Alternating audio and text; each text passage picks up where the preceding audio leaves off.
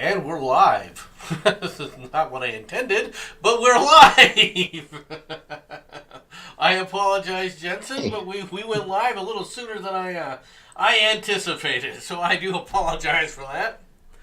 I have obviously got a setting a bit wrong, all right, in OBS where it automatically went live on me, all right, as soon as I fixed the stream key. So I do apologize for that. I hope that everybody's having a good day. I go by the name Nomad, all right, and I have with me Mr. Jensen Quinn. Good morning, Jensen. Morning to you, sir, and hello, ladies, gentlemen, and whatever else you want to call yourselves. And for those, and good afternoon to those in the European theater. And we have the morning news, all right, for anybody who is a little curious. I realize that we're starting a bit early, so we can do a little chatting, right? Before we actually start bouncing into things, right? As people are probably going, "What the hell? You started early." This time, yeah, I started way early, far more early than I expected. Let's leave it at that. So you were saying that you guys are going to get some weather. Is that correct? Yes, apparently we're going to be getting something like 70-mile-an-hour storms hitting soon. Ah, hello, Jacob. No hobbits here. Sorry. That's never going to stop. I haven't seen the screen here update, so that it should be updated, right? But I haven't seen the response from Jacob yet. That's interesting. Ah, interesting. He is here. Yes, like I was saying, theoretically we're going to be getting 70-mile-an-hour winds. Here we go. I will send you the debris in copy and dear, because I wasn't exactly expecting this yet. But here you go, it's in DMs. Okay. You can have a look yourself. All right. Just happened to see it. It's like, ooh. That kind of looks like a bit of a tropical storm. It's got the nice rotation and everything to it. Yeah, but it's in England. I mean, that's rather unusual. I mean, there is no way you can accuse England of being tropical anything. Well, that's true. Should we put this up like this? Let's let the folks see this.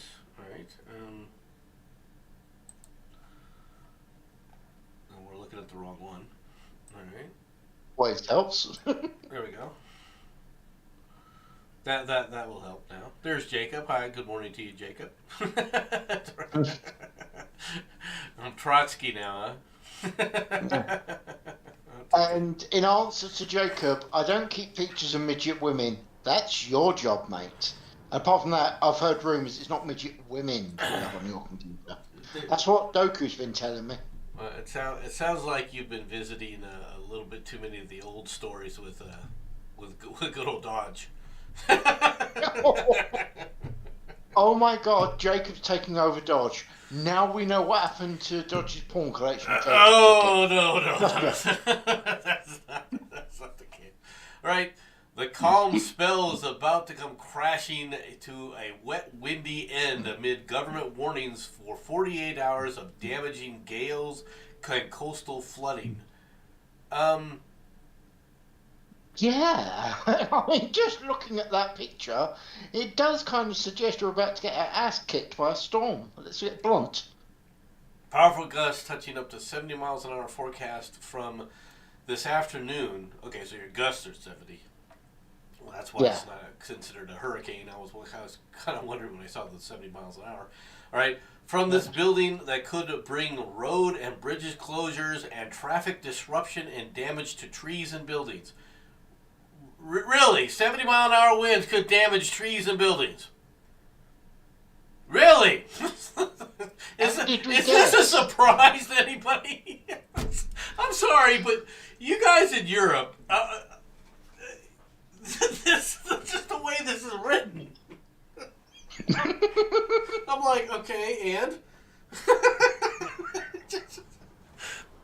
By the way, the reason you might not be getting all the messages, you're set to top chat, not live chat. Ah. Because so far he's actually put a few more in. Oh, okay. Just letting you know. Okay? I think it's just a delay, to be honest. I mean, it's not like I can't do that, though. I mean, I'll be frank with you. I could go over to here and, went to the wrong freaking thing. That's normal for me. And there we go. See? Screw you guys. See, if I go to live chat, I'm still a ways behind. So. Yes, that's fair. But yeah, we should not be having this kind of weather. Okay, this is most definitely unusual for England, to say the least. We get some storms, yes. We get flooding. You call it flooding, we call it Tuesday. But, you know, it is what it is. But we should not be getting a storm like this. This is, It rains there all the time. Isn't that the whole thing? Rain and fog. No, there won't be any fog with this, I'll give you that. precisely. I've got no problem with rain, but, you know, 70-mile-an-hour winds, that's how are we supposed to go kiting in 70-mile-an-hour winds, sir? That's what I want to know. That's thunderstorm weather, and that's the normal. When we get rain, that's what normal thunderstorms are like. That, right? The storm will deepen as it sweeps across Britain through tonight and tomorrow, according to the Met Office. All right, meteorologist Adrian McGivern. That's kind of an odd name for me.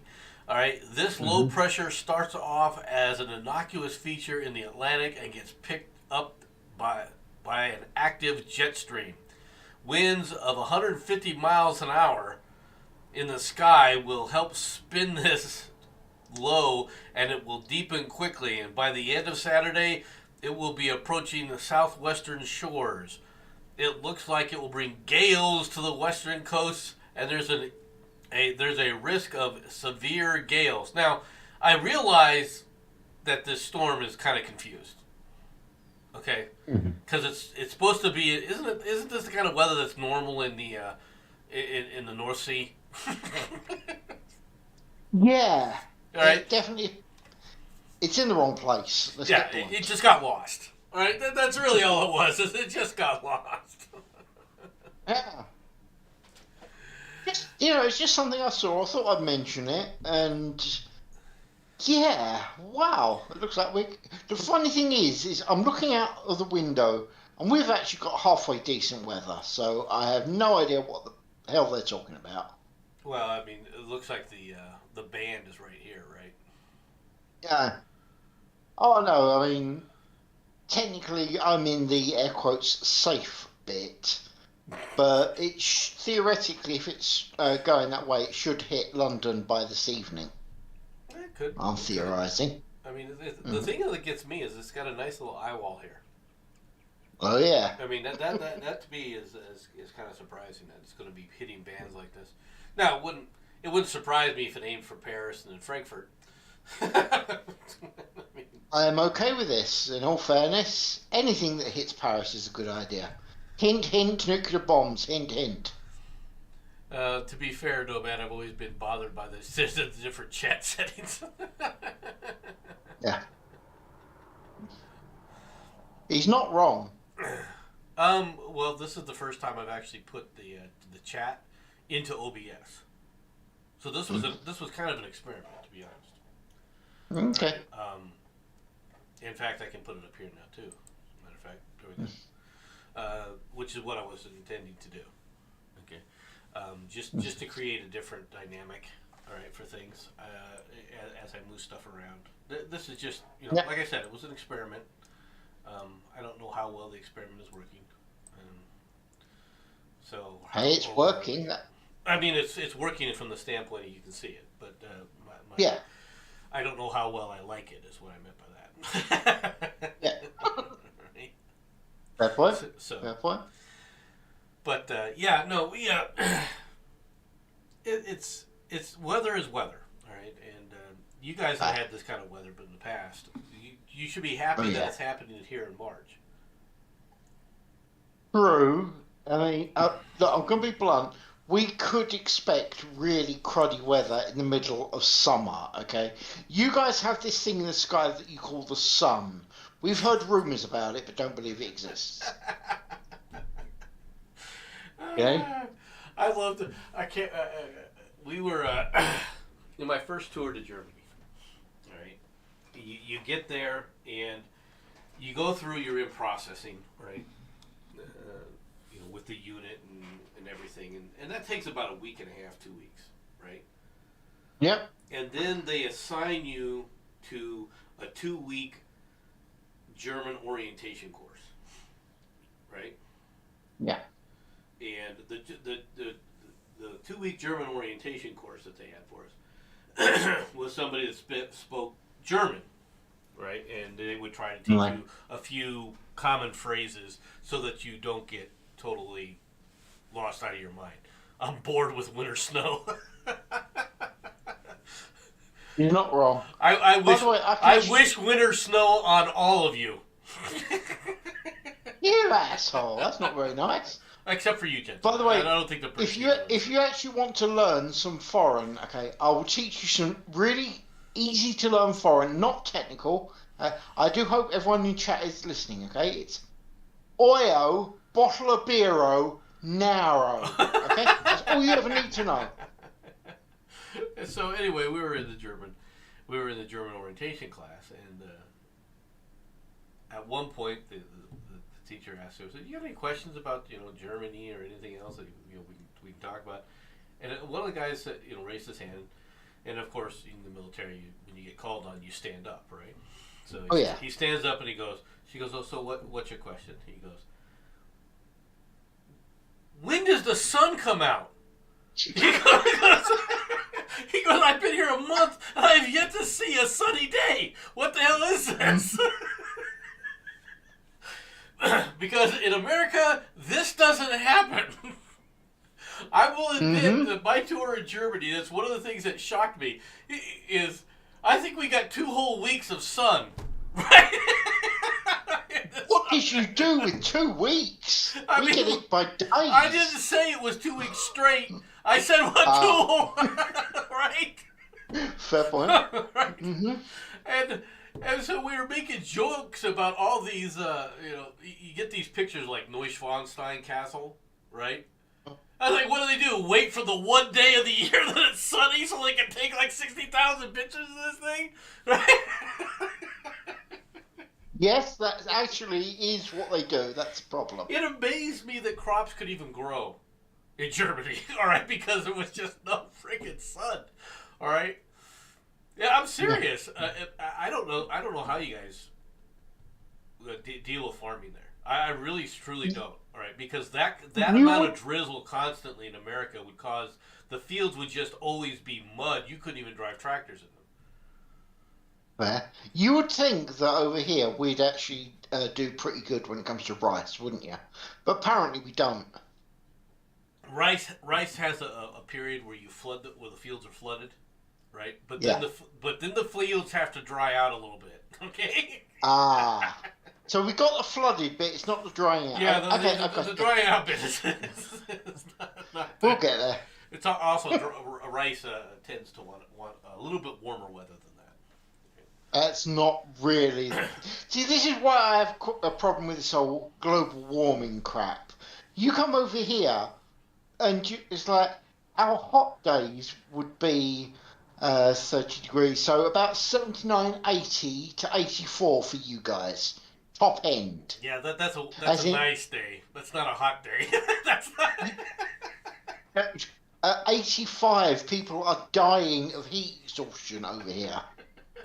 Well, yeah, but your humidity is really high too. Yeah, that's right. But still, a hot day in America, it gets hot when it's in the 90s, right? And then if you're living in the desert, okay, that's just kind of warm, right? It's a hot when the triple digits hit you, it's hot. Okay. I think England's only hit triple digits once, maybe. It's time to join the rest of the world. When you You think mean about it, it's not 1800? I will admit something, right? And this does make a hell of a lot of sense. Hmm? You know, the Russians probably don't give a shit about global warming. Okay? No. In fact, they would probably want to encourage it. When you really think Yes. about it, I think that they would be quite happy with a lot more. So from a Russian perspective, global warming is a good thing. Right? Well, here, I'll give you something to think about, okay? England is basically on the same latitude as northern Canada. And as we know, northern Canada has got and some snow. Somehow we have halfway decent weather. Well, that's because Just, that's because yeah, I of know. the Gulf Stream. Yeah, I know. But nonetheless, you got to start questioning how the hell we can be this far north and get halfway decent weather like that. I do admit that you guys are in a very nice zone. You guys have been in a beautiful area for a long time. All right, enough of the Weather Channel. Let's talk about real news now, shall we? For starting a little bit early, which I do apologize for everyone who thought I was going to start on time, which was what my intent was. I just didn't have the technical capability to start on time. But anyway, let's get right to this. Iran claims missile barrage near U.S. consulate in Iraq. Iran has claimed responsibility for a missile barrage that struck early Sunday near a sprawling U.S. consulate complex in the northern city of Iraq of Erbil, saying it was in retaliation for an Israeli strike in Syria that killed 2 members of the Revolutionary Guard. Okay, so you fire in America because you're busy screwing around in Syria, and you bitch at the United States for the Israelis kicking the shit out of you. What's the matter, Iraq? Are you afraid of freaking, or Iran? You afraid of freaking hitting Israel yourselves? Is that what you're thinking? Maybe we don't want to hit Israel ourselves? Well, we'll go after the big Satan America. Is that what your little minds tell you? Well, dude, Israel has actually apparently said to Iran, you come across here, we are blowing you the hell off of this planet, okay? So I can see why Iran's thinking, yeah, they would. Because let's be fair, this is Israel. Yeah, they would. You might not like Israel, but they ain't quite. When the hell is Lebanon where you.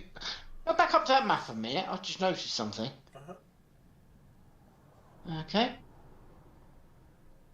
Yeah, it's not got that far yet on here, but that should be like where it says Lebanon. That should be Jordan. Yes. Is there anything people want to mention? Has Jordan been taken over? I didn't.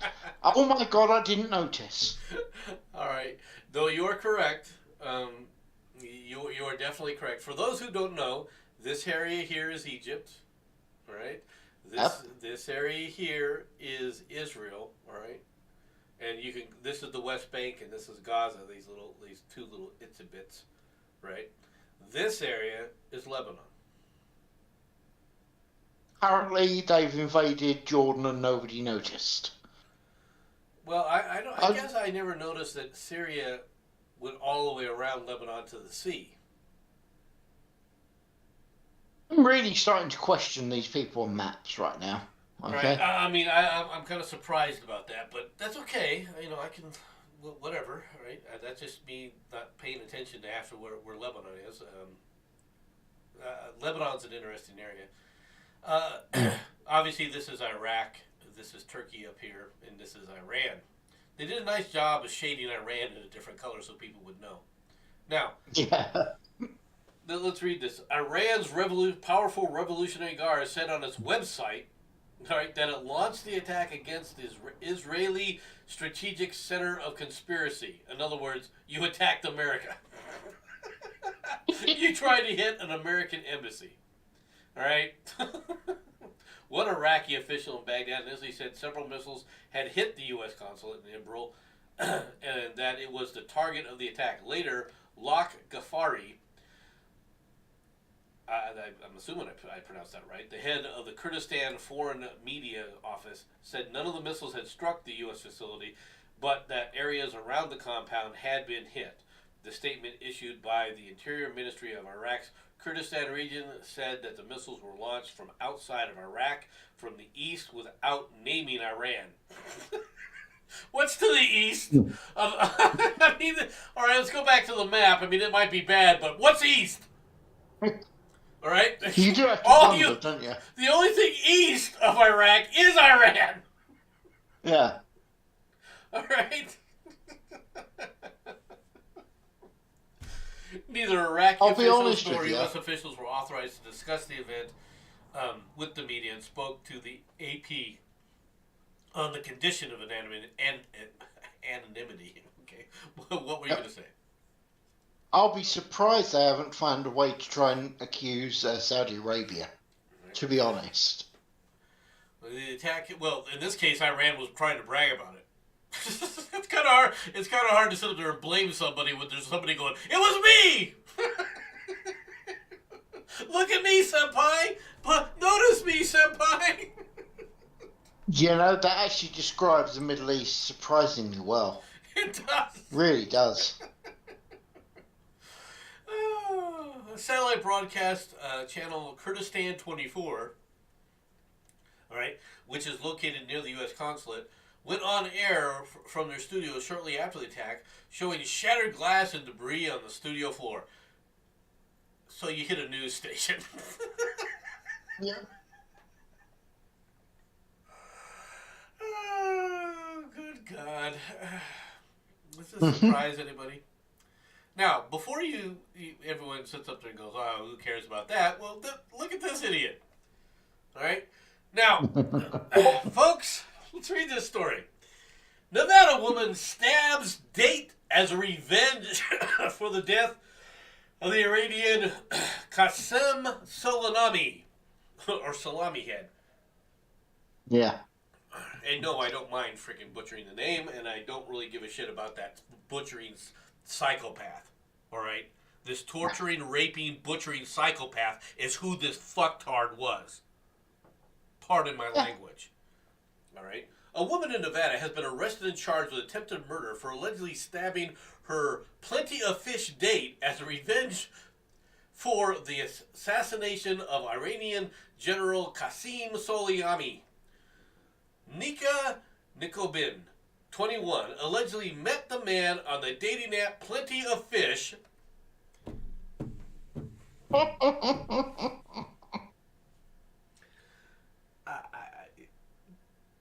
don't know what. Case in point, why never to use these things? All right. If you're on TikTok and you're trying to set up dates on TikTok or Plenty of Fish, you agreed to meet him in the room they had rented at the 14th floor of the Sunset Station Hotel and Casino in Anderson last Saturday, police said in the court documents obtained Friday by the Las Vegas Review-Journal. What was her first name? Nika? We'll just use Nika. Yep. I'll continually butcher her last name. Allegedly put a blindfold on her date, turned out the lights, and then pulled a knife from her purse. All right, dude, you are already all sorts of wrong. Right? All right, you went on TikTok or whatever, the Plenty of Fish app. You met her, you brought her up to your room, and she agreed to go with you. At this point, alarm bells should be going off. Okay? Dude, I hear rumors that Plenty of Fish will only allow her 3 more dates. If she does it again, she's in trouble. The man's identity who was not revealed. Unless this guy is like Brad Pitt or Tom Cruise, where women are constantly thrown at him, so therefore they're going to do something stupid. Right?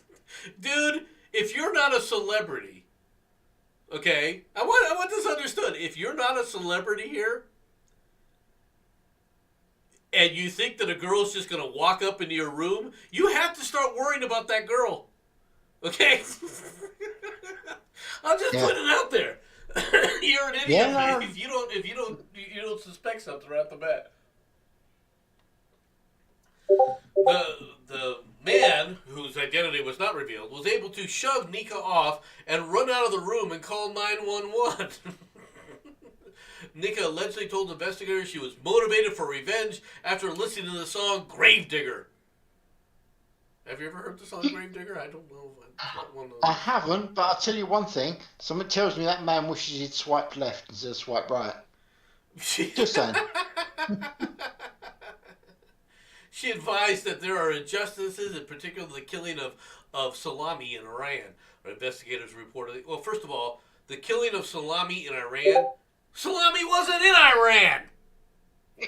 All right. Does everybody forget what we did? Is that bastard was busy coordinating an attack in Iraq right when we hit him. Yeah. It amazes me, Jensen. It really, truly amazes me when people are so doggone stupid and ignorant of Yes. what these people are up to and who these people truly are. It amazes me that people cannot understand that there are evil in the world. A lot of evil. Yeah. It's time people got their heads out of their asses and started realizing it's not a peaceful world out there. It's not sweetness and light out there. No. Sad to say, but you are correct. And this stupid idiot, I'm going to do it for Iran. And what do we have as a supposed president? What's he doing? He's trying to make a deal with these stupid sons of bitches. Yeah. All right? At this point, you got to be looking at this going, is this how you want to make a deal, a nuclear deal with these idiots? They just launched an attack, okay, at America because somebody else in the world hit them in Syria. Is that what you want? You think you can make a deal with these people? You think that anything that they sign means anything to them? That it's worth something? Only morons think this way. Yep. Good morning, Oz. Oz has it right. Never underestimate the stupidity of people. He is so correct there. Now, personally, I would order a B-52 strike on Tehran for a 24-hour period as a retaliation, saying, "Hey, do you understand that this isn't the way to act?" And I would obliterate every freaking power grid, water station, everything that these people have to live and say, the next time, all right, your entire country's gone. I'm tired of this. Oh, you can't. Those innocent civilians are the enemy.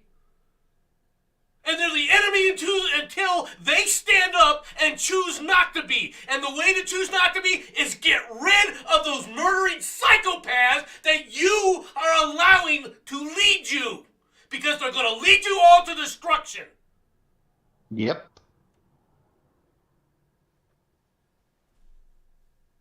Am I a little hostile this morning? Nah. You're not being subtle enough. That's all it is. I don't like these kinds of actions, all right? And I like recommending these kind of things. But when you're dealing with this kind of stuff, it unfortunately is the only response available to you. Because that's what they've left.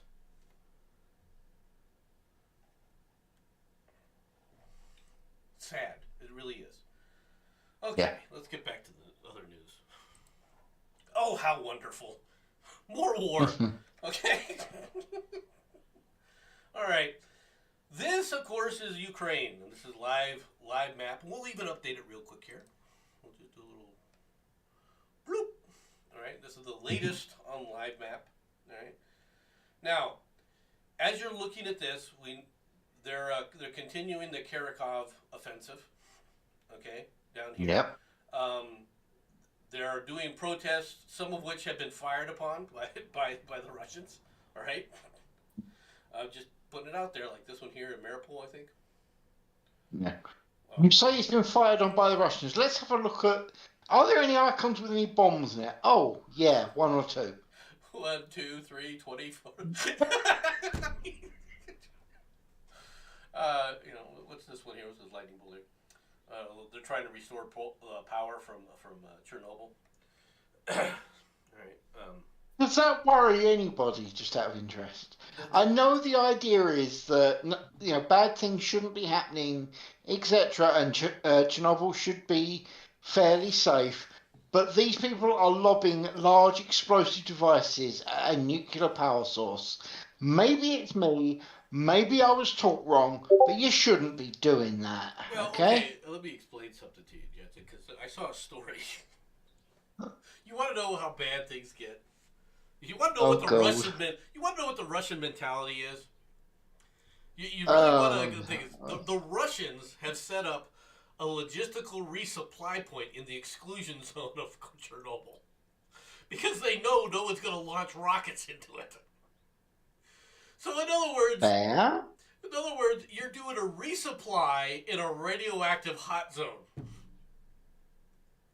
Can't see that being any sort of bad at all whatsoever. Okay, you're setting up a logistic supply. Now, firing weapons and logistics like that are fine, but you know that they're putting in food. Would you like to have your radioactive MRE with you? In all fairness, mate, with some of the MREs out there, the radiation would just add to the flavour and make it better. It may, but I don't want to glow in the dark. All right, I'd be a little concerned. Right now, I know people have been, they've looked at me when I've talked about radiation and the exclusion zone and everything, and talked about how it's a concern, but it's not a danger the way people are fearful of it, right?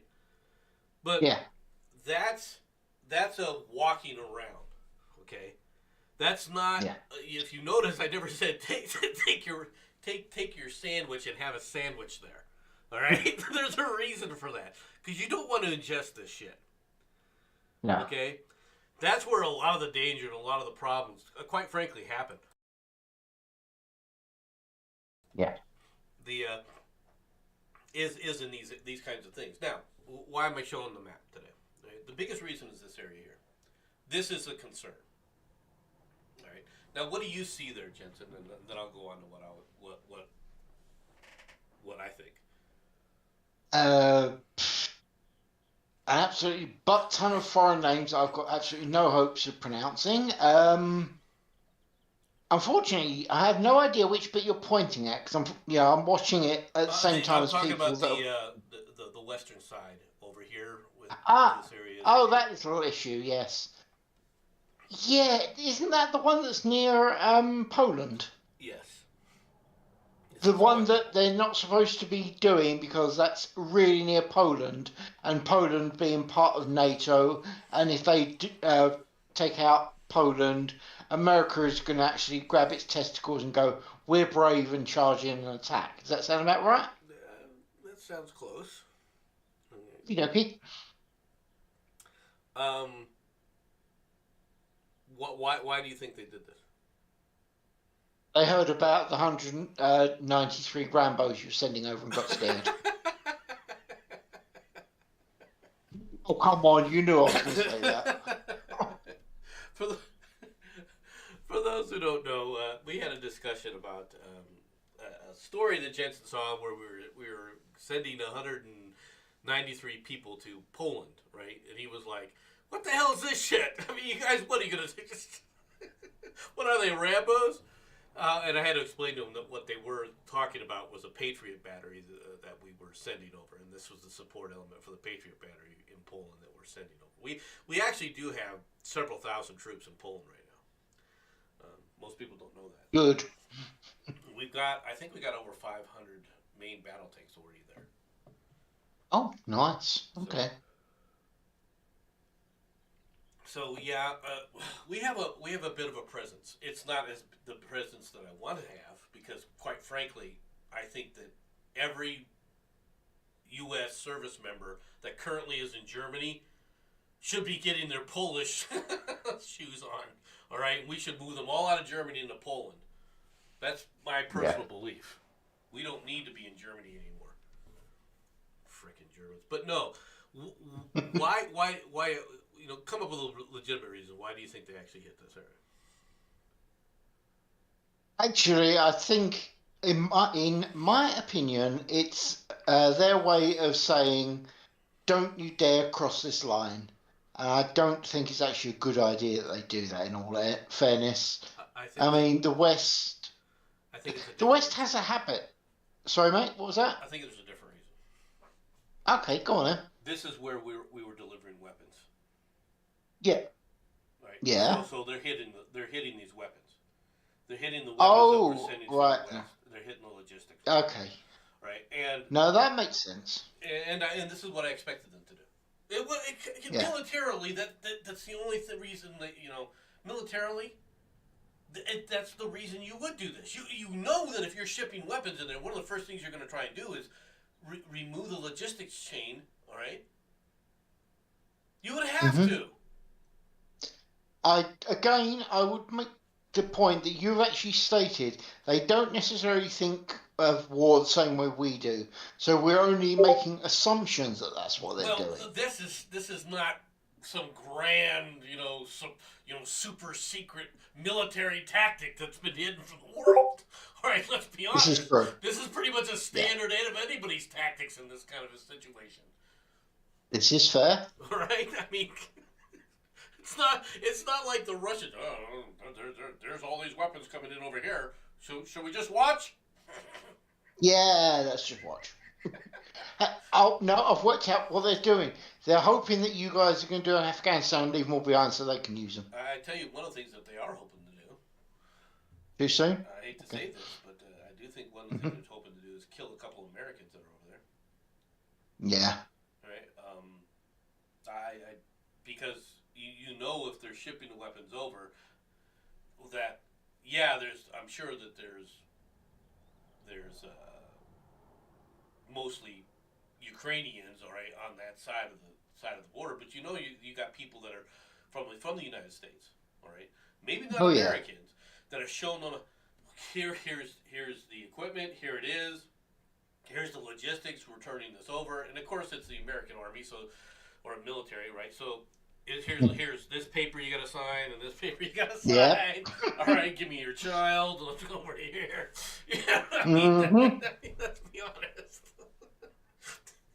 You know as well as I do. Paperwork. These people are in the logistics group. Paperwork is everything to them. They live for paperwork. Oh god, yeah. They live for it. It's some of the dumbest shit. If you ever, for those folks who've never been in the military, you don't even understand this. The military runs on paperwork. Yes. Right? There are times you want to literally take Mr. Fist and punch Mr. Clerk 3 or 4 times until he understands the seriousness of you need this now, and I'll worry about Yes. the paperwork later. And there's that dumbass clerk. I need this. I need this form filled Yeah. out. Oh, So fill it out your bloody self. Here you oh go. my God! Some of the shit that Whack. they come up with. Right? hmm Well, you're turning this back in. It's a little bit dirty. I was in a war zone, but it's dirty. You need to clean it. What if it had a big hole in it?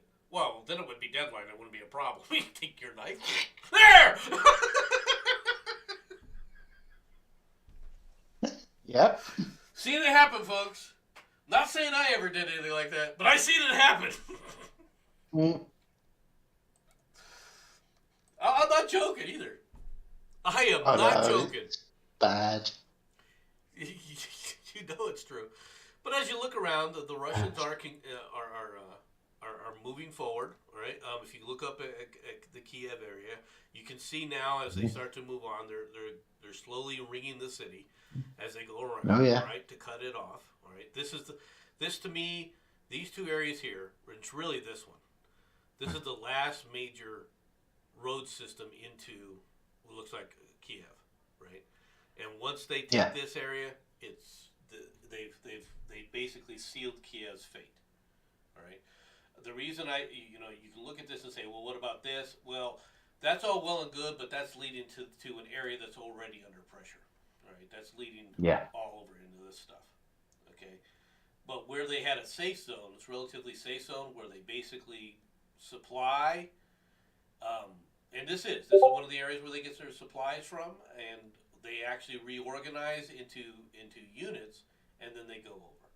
And that's what's been happening here. It looks like Kiev is about to be encircled.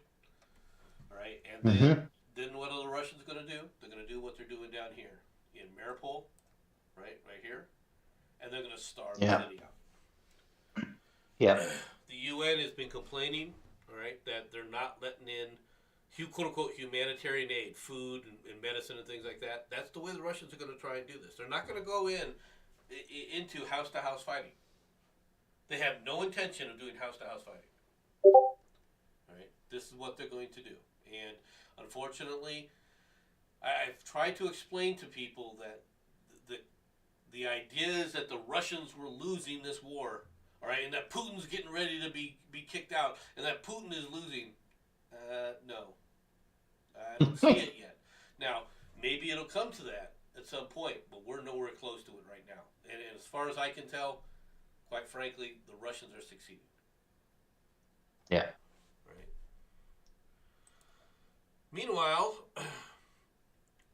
you want to explain this one to me? The UK to streamline Ukrainian refugee intake after criticism. Tens of thousands of Ukrainians are expected in the UK, Gove says. The new system includes payments to households accepting refugees. The UK government is poised to offer a new system for processing and admitting refugees fleeing the war in the Ukraine after weeks of domestic and international criticism. Cabinet member Michael Gove, whose brief includes housing and communities, told the BBC on Sunday that local authorities would be given £10,000 per refugee to cover the cost of services, while households that commit to host Ukrainians for at least 6 months would get £350 a month. Now, is you're gonna commit to host refugees for 6 months and you're gonna get £350 a month? Is getting £350 a month significant? Not even vaguely.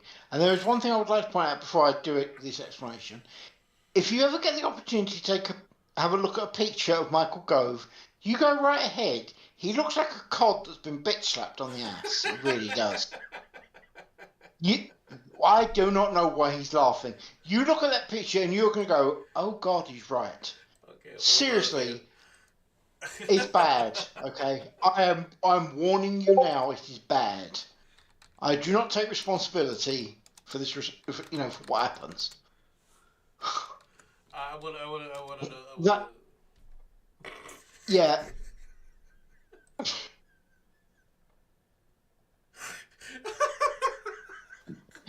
I'm not wrong, am I? Doesn't he look like he's been bitch slapped on the ass? Yes. Yes. Oh God. At any point, do you think my description was incorrect in any way, shape, or form? No.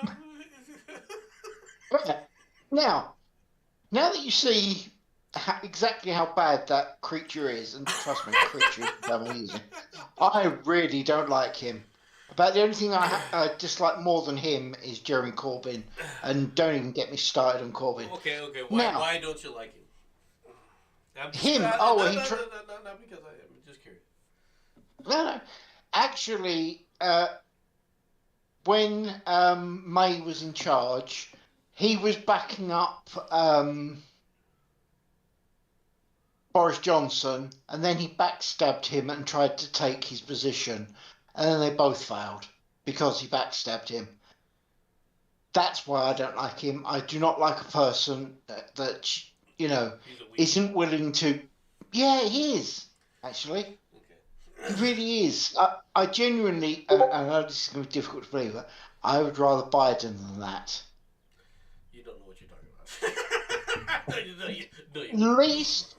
At least Biden doesn't look like you've been surprised by a cod. Come on. Anyway. That's true. Let's get to Yeah. the next Anyway, one. Let's go on. 350 quid, nowhere near enough a month. That is not even funny anymore. Well, That is for basically. for a single refugee, 350 Yep. quid is probably enough to buy food, right? Yeah. Well, you say that. Well, It, it it was. could, as long as you don't mind giving them the barest minimum and, to use an American term, Safeway savers. Really? Okay? 350 quid is nothing, mate. Really. Well, I mean, $350. I mean, it's 350 pounds is a heck of a lot more than $350. That's like $400 a month for food. Yeah, $400 a month. You're looking for a family. That's four people No, or no, three. I was Because saying per person. okay. No, that is actually a different matter. I didn't realise you meant per person. You understand my point that for three No, stroke yeah, four people, yeah, that's not enough. yeah. Okay. For a family of four, no, it's not. Right? I'll agree with that. But Okay. for a single person, Oh, $400 for that's food is a month would be awesome. yeah. Oh And yeah, no, that is a lot different. That's completely separate. but yeah, the thing is it says 350 if you volunteer to host them. The question becomes, well, how many were you going to put in your house? Yeah. You know, Oh yeah. I mean, I'm not trying to be a pill, but for example, how many people could you put in your house, your flat? I could, worst case scenario, probably fit 3 to 4 people. But to say that we're literally climbing all over each other is an understatement. Well, in other words, you're sleeping in the same rooms and everything else, right? Yeah, pretty much. Right. There's not separate bedrooms for all four of you. We could have them in one room and me in another room, and the room I'm in is basically not much bigger than a cell, literally. That's what I thought. Okay, over here we call them box rooms. That's what I'm not joking. There would be one family in the main room, and me in a room small enough that you couldn't swing a cat. I don't think you put four people in there, Jensen. You're thinking from a military perspective. You're not thinking like a civilian. Yeah, true. Right? I mean, yes, from a military perspective, they put 40 guys in a room with bunks, right? Yeah, I lived in those things for a month, yeah, two actually. So just to let you know, I mean, and if you got a room, um, like the room that Jensen's talking about, that he that's his bedroom, right, where it's a quote unquote cell. There's two people in those rooms. Right, yeah. and you're happy because you're not in the 40-man base. So people understand. Yeah. This is how By the this way, is. I like that. I like that T-shirt there. By the way, dude, I can appreciate that. Don't worry about I am that. okay with with that T-shirt. I really am. And aside from the T-shirts here, Russia warns that go away. Russia warns sanctions could cause International Space Station to crash.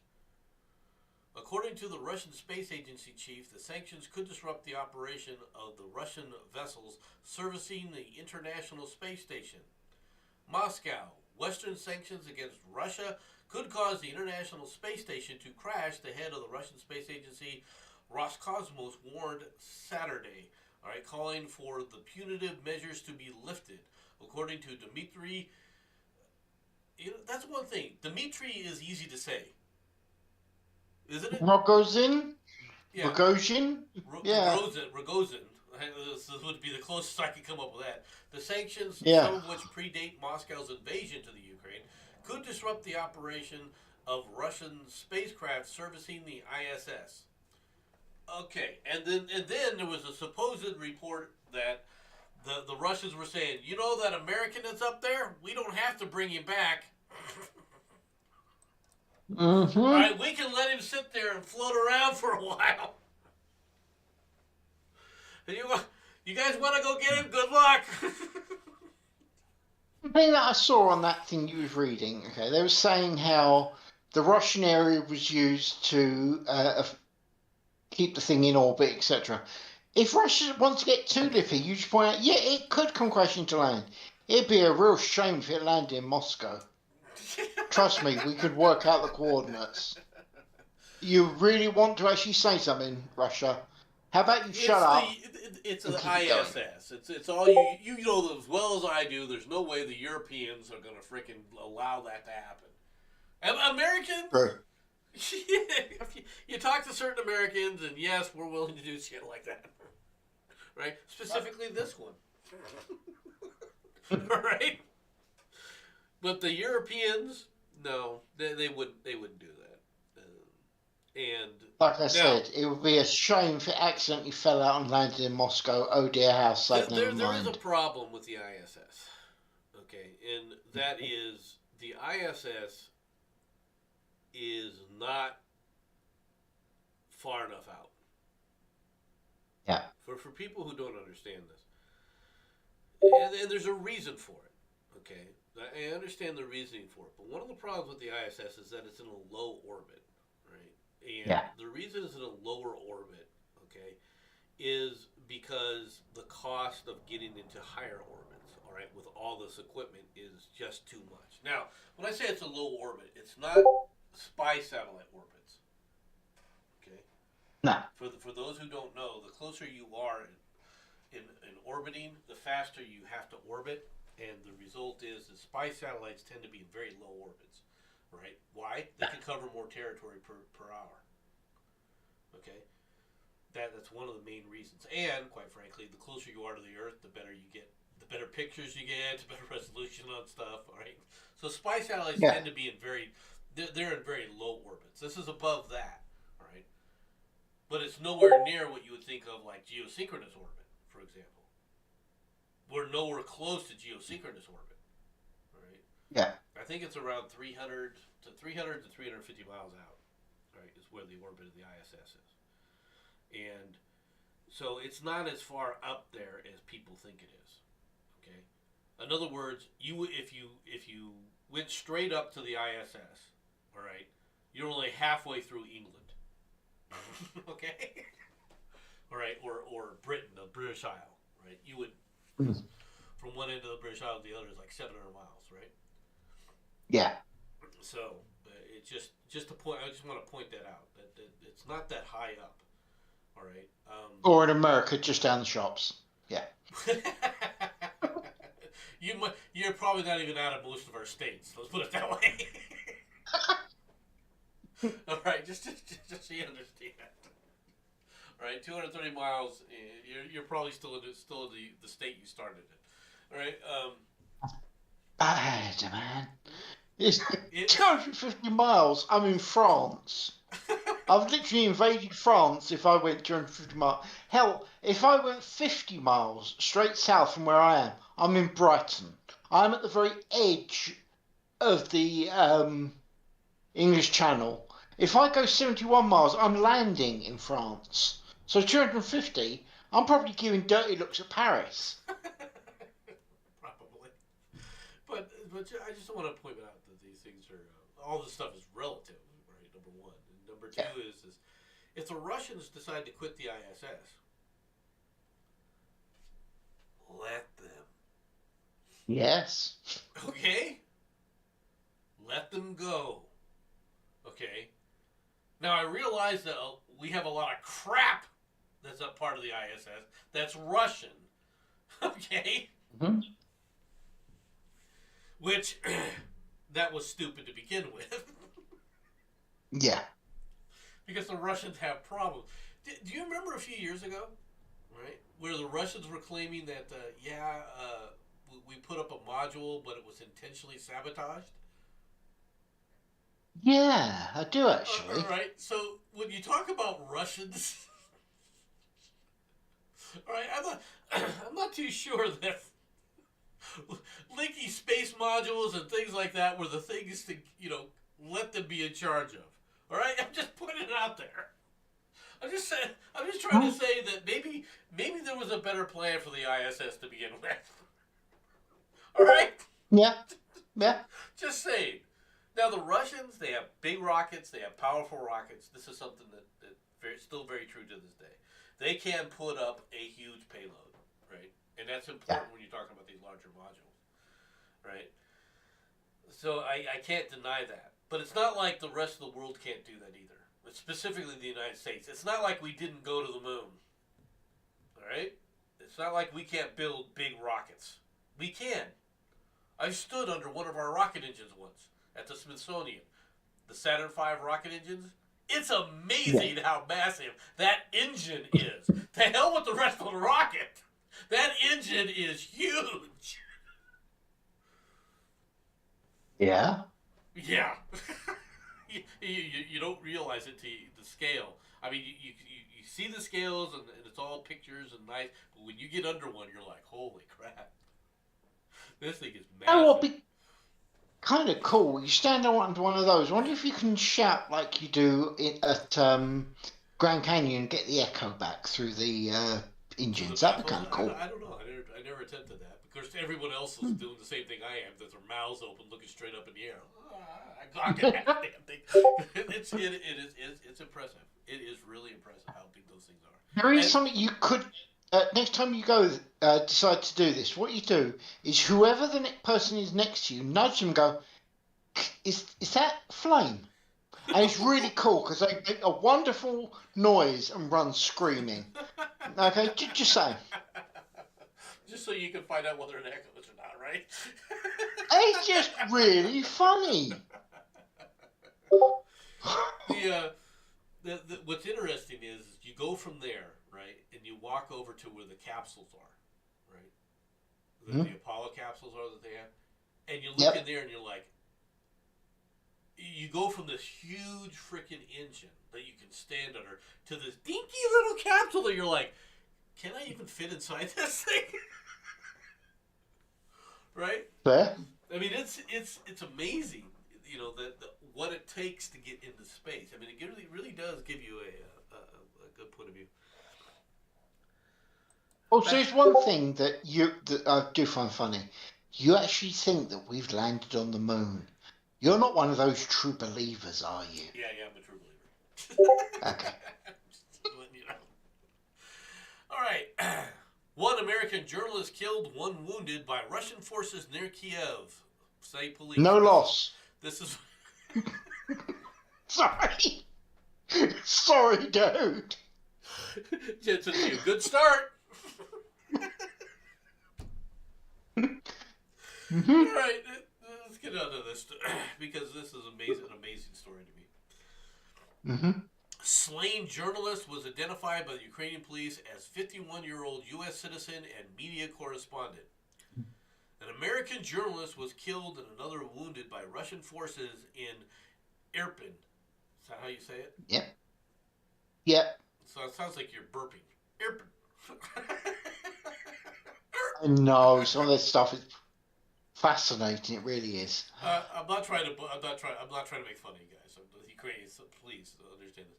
Near the Ukrainian capital of Kiev, the Kiev region police said on Sunday, the killed journalist was identified by Ukrainian police as Brent Renaud, a 51-year-old journalist, filmmaker, and U.S. citizen, while Ukrainian authorities initially identified Renaud as the New York Times correspondent.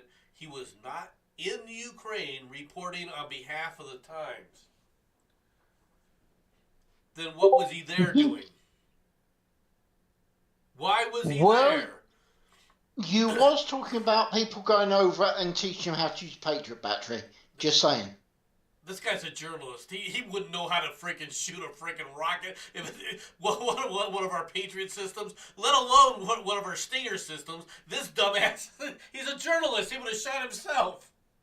No. You don't get it. His job is to go and stand in that field over there with a big banner on his head saying "Shoot here." You know, I'm sorry for this guy's family, but I got some comments here.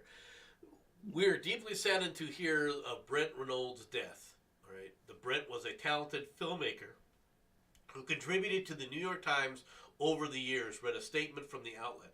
Though he had contributed to the New York Times in the past, most recently in 2015, he was not on assignment for any desk at the Times in the Ukraine.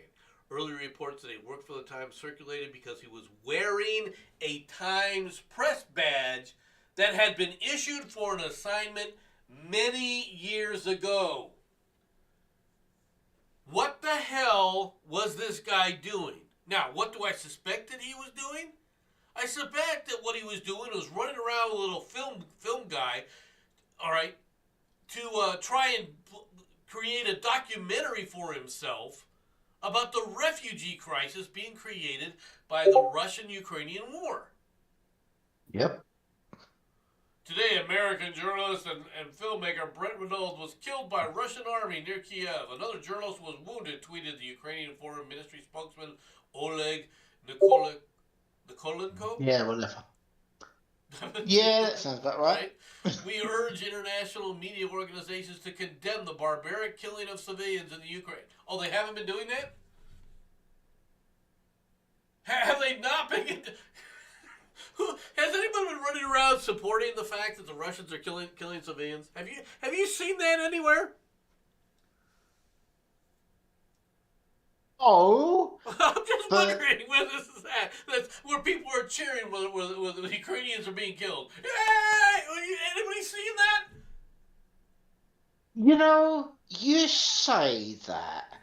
I know it sounds bad, but have you seen the sort of stuff that Sargon of Akkad has been saying? I haven't seen Sargon of Akkad for a long time, actually. Oh, no, Look, I don't want to get anyone concerned. I don't want to get anyone in trouble. So I'm going to put the words, in my opinion, he borderline supports Putin. He really does. Oh, no. Actually, I'm taking that back. It's not he supports Putin, but he's very much anti the Ukrainian leadership. You understand the difference? Yes. Okay. The Ukrainian... Okay, good. All right. The Ukrainian people are fighting for the lies, right? And Yeah. there's a reason for this in many ways. Okay, it's not that I don't understand that this is a civil war. It's not that I don't feel for the people, but I will make the comment that the leadership of the Ukraine is as corrupt as Putin is. There's no good guy here. No. Okay. From what I have heard, apparently the Ukrainians actually have a bunch of neo-Nazi troops out there helping the Ukrainians fight against the Russians, and that apparently is what the Russians actually want to stand on. Well, the question is just how big is the Nazi movement there? All right, let's be perfectly frank. Is it really a serious thing? Sure. The problem is that you're dealing with such corrupt people. You're dealing with mafioso type of mentalities. We would never know if this person's more corrupt or less corrupt than the guy next to him. It's impossible to identify. It's impossible. True. Right. That's reality. Right. Yeah. Now, of course, the profession of a journalist is a risk, but U.S. citizen Brent Renaud paid his life for trying to highlight the aggressor's ingenuity, cruelty, and ruthlessness. He was trying to do a documentary film. And he wasn't doing it, let's be perfectly blunt here. He wasn't doing it at the behest, okay, of these people. He wasn't trying to help the Ukrainians.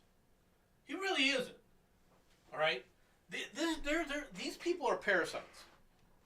Okay, this guy was trying to do a documentary, which if he had created it, would have been given glowing, press release everywhere. He would have been a hero. He would have been a celebrity. He was looking out for himself. Yes. Okay, this guy was not a humanitarian. This guy wasn't trying to bring anything to the attention of the world that we don't know.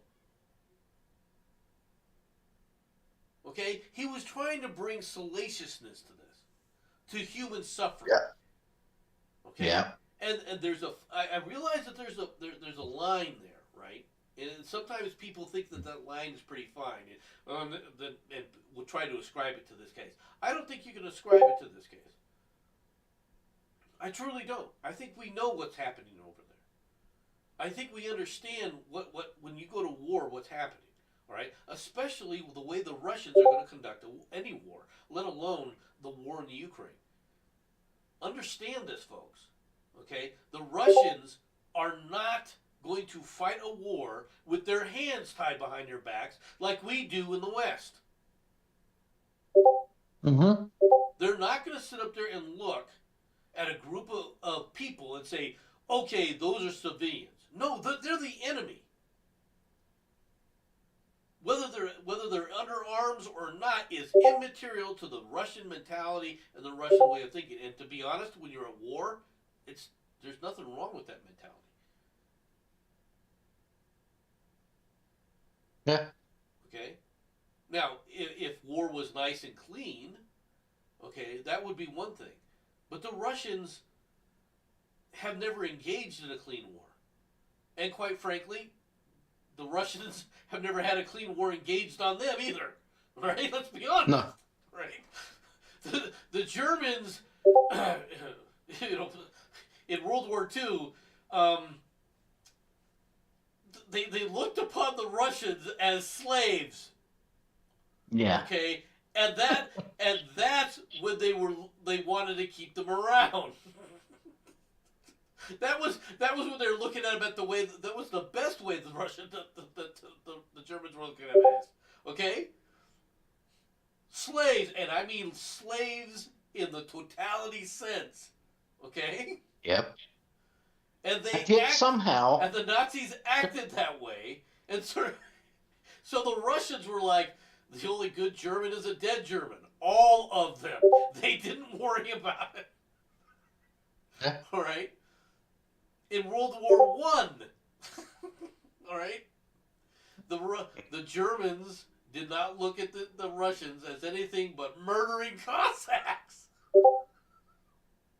that needed to be eliminated from the earth. Okay? They looked at people in Belgium and Holland as if they were slaves, but the Russians were just murdering Cossacks. All right? I want people to understand this. The attitudes, these attitudes are deeply ingrained between these groups. So the Russians are not going to approach a war the way we do in the West.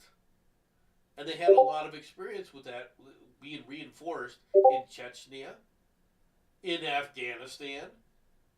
Mm-hmm. You can't. You got to look at things from the perspective of, and I'm talking about this from the perspective of the Russian infantry slob who has no choice anymore. Yeah. I don't know if they have conscription in Russia to this day. They may or may not. I don't know. I would assume yes, to be completely honest. I kind of assume that as well, right? I do know that the Russians don't pay their freaking their infantry, their low infantry, right? Lower enlisted. They don't pay them worth dick, right? So, I can't see people, woohoo! Let's join the army. There's no big woohoo moment in joining the army. Okay. No. So I suspect that it's conscription, right? For the most part. Now, let's be perfectly blunt here, right, Jensen? You know this as well as I do. There are some people who take to the army life, to military life, like ducks to water. Oh yeah. Okay. Oh yeah. For whatever reason, they have found their home. Yeah. And that's how they look at it. It's their home. Okay. And those people, you could treat them like all sorts of dirt, and they'll stay home. They'll stay in the middle. There are other people who are going, what the hell is this? I'm out of here. Right? And when you get conscription going on, you get a lot of people going, this just sucks. Let's get out of here. Right? It's not going to be filled with people who go, I found a home. Nah. So, but the thing about this guy, this journalist, the supposed journalist, is he's not there for journalism's sake. Right? He's there to make money for himself. He's there to make fame for himself. Now, if he was over there picking up a rifle to defend the freaking Ukrainians, you know what? I've got a lot of kudos for that, right? If you're going over there, if you pick up a rifle and you want to go join their international legion and you're fighting for the Ukrainians, I've got respect for that. I really do. Okay. Mm-hmm. Now, when I say that, I mean, as a civilian, you volunteer to join up for the cause, right? Now, your life is going to suck, okay? And good luck to you. I don't think you're coming back.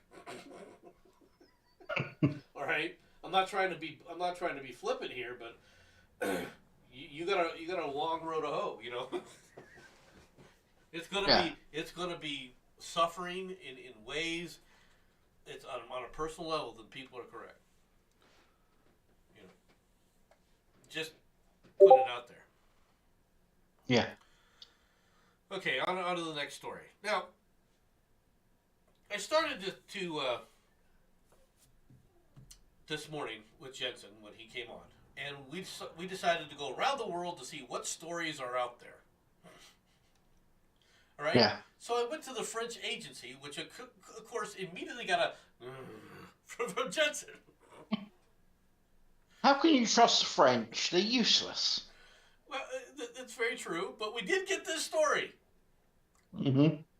Now, what was the comment that you made, Jensen, at the start of the story? Oh, yeah. Right. For anyone watching, okay, you look at the two, you can basically see 4 major buildings here. You got 2 normal ones. You then got one that's shaped like a screw, and another one that's shaped like a screwdriver. Is there something they're trying to tell us? This is what I want to know. Okay. It amazes me. I read the headline and going, "Wow!" Right? Jensen goes, "What the hell's up with that building?" Yeah. So I'll say one thing. It does look like a screwdriver. The one building does look like a screwdriver. The other one does look like a screw that needs to be pulled out. Yeah. Thing is, that one that's shaped like a screw, I can see that one actually being quite good defensively, because it would give you a good overlapping field of fire. Sure. That is literally the only good thing I can say about it. Because once the ground floor is taken out, that thing's unstable and it's coming right down. Precisely.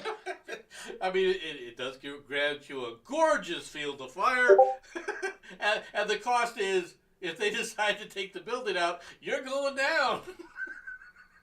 In fairness, 2 or 3 good RPGs into that centre bit, and the top is going to fall over. Yeah. Let's be honest. Yeah, that's very true. Anyway, let's get to the story, which has nothing to do with the buildings we've been talking about. Saudi Arabia executes a record 81 people in one day for terrorism-related offenses. Saudi Arabia said Saturday it executed a record 81 people in one day for terrorism-related offenses, exceeding the total number killed last year and sparking criticism. Not just exceeding the number killed last year, all right? The number killed last year was 27. Yeah. Okay? They were like, somebody said up there and said, "Oh, I killed 200 and something." Hold my beer. we need to up the rate here, apparently. Now, they say... I'd like to say something to you before you do, mate. Okay? Not at any point does it describe how they're executed. So those pictures of buildings might be important, especially if you zoom in and see a guy toppling off the top. That's true. Just saying. He could be going, okay. he could be getting the flying awe on the way to... Exactly. Most of the time, though, when they do an execution, they're literally the guy there, Abdul Salam, right, with the big frickin' Saracen sword going shunk, okay, or through your neck. Yeah, that's fair. Beheading is a they don't execute people by hanging. Beheadings are their big thing. Yeah. Okay. Wildlife rope. All possibly. All have been found guilty of committing multiple heinous crimes, the official Saudi press agencies reported, saying they included convicts linked to the Islamic State group, Al-Qaeda, Yemen's Houthis rebel forces, and other terrorist organizations. The wealthy Gulf country has one of the world's highest execution rates.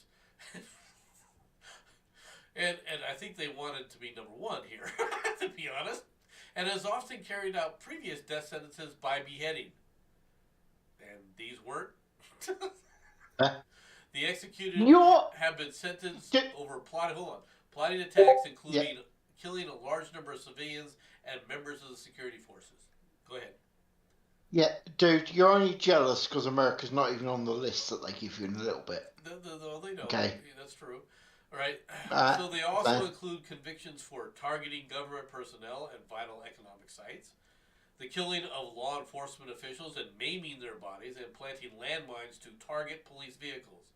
Convictions include crimes of kidnapping, rape, torture, smuggling arms and bombs into the kingdom. Well, the smuggling arms and bombs doesn't fit, but convictions on rape, kidnapping, and torture. Were they talking about the this was committed on them, or was this by the Saudis?